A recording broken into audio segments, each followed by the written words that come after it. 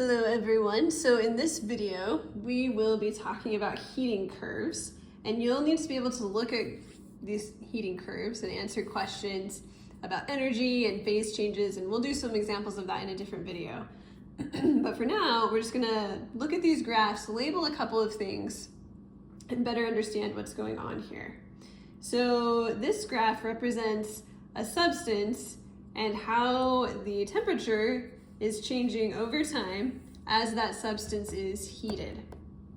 So whenever we see a curve like this, there are some specific sections, and we're gonna label these sections. So if we have a curve where we've got kind of 3 diagonal parts and 2 flat parts, the first diagonal part is going to represent that substance in its solid state. So you'll notice the substance starts out as a solid at some pretty low temperature, and then the temperature of the solid increases over time. So time passes, the temperature of the solid increases until we hit a point where the temperature is no longer increasing. The temperature is staying constant. And at that point, the solid is going through a phase change. Specifically, in this case, it is melting. And then once all of the solid has melted, it's now going to be in a liquid phase. So at point C, the liquid phase is, the transition to the liquid phase is complete. So all of the substance is a liquid. And then from C to D, the substance is just a liquid getting hotter and hotter over time. So we're continuing to heat this substance over time, still a liquid. We get to point D, and now we hit another phase change. And this one is longer and takes more energy. And this is the phase change from liquid to gas. So this is called boiling. And as we go from point D to E, more and more of the substance will have turned into a gas until by point E, all of it is a gas. And if we're containing this, not letting the gas escape, we could then continue to heat the gas, which is what is going on from E to F. So this is called a heating curve.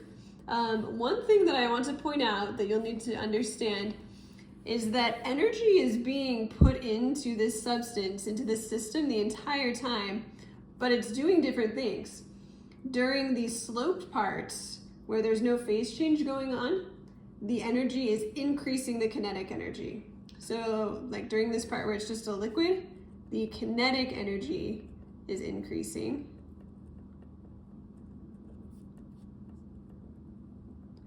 But during the flat parts, where there is a phase change going on, the potential energy is increasing.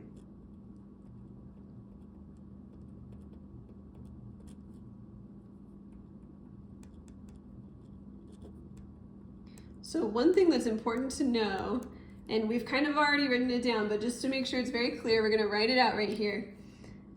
During phase changes, which are the flat parts of the graph, potential energy increases.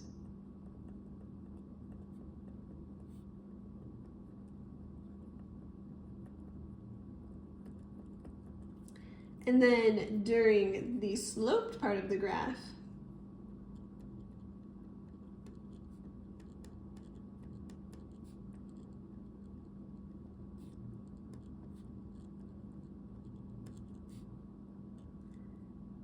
kinetic energy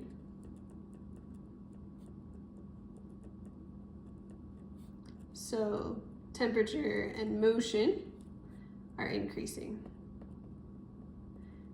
Temperature is basically a measure of kinetic energy. So if kinetic energy is going up, that means temperature is also going up.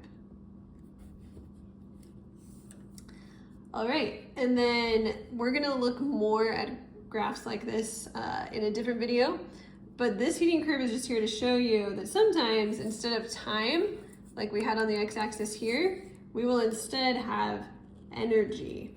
And so we can kind of try and measure the energy that it takes to do different parts of this process. For example, if I wanted to figure out how much energy it takes to boil this substance, starting when it's all a liquid, I would look at how many kilojoules it starts at. So we're starting at 15 kilojoules.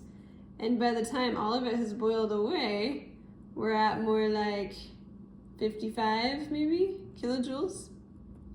So that means it takes about 40 kilojoules to boil all of this substance. Okay, and then this is a cooling curve, so it's the opposite of a heating curve. And so the phase changes on this curve are the opposite of boiling and melting. So the opposite of boiling would be condensation. And then the opposite of melting would be freezing. So these curves can go either way. You can add heat or remove heat.